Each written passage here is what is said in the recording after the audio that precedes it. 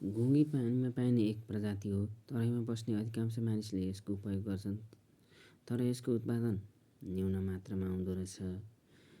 माघ धानलाई भारतबाट आयात पर्दो रहेछ। यसको उत्पादन बढाउन सम्भव छ। यो उत्पादन बढाउनको लागि चाहिँ माछा अनुसन्धान केन्द्रले पनि ध्यान दियोस् र माछा अनुसन्धान केन्द्रले माछासँगै यसको नि अनुसन्धान गरेर किसानलाई कसरी यसको खेती गर्न सकिन्छ भनेर यदि प्रविधि सिकाइदियो भने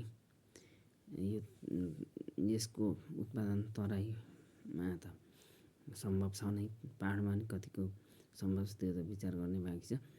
तर यो उत्पादन बढाउन सक्यो भने किसानलाई धेरै राहत हुन्थ्यो भन्ने जस्तो लाग्छ। लाइक कमेन्ट गर्नुहोस् यो भिडियोलाई।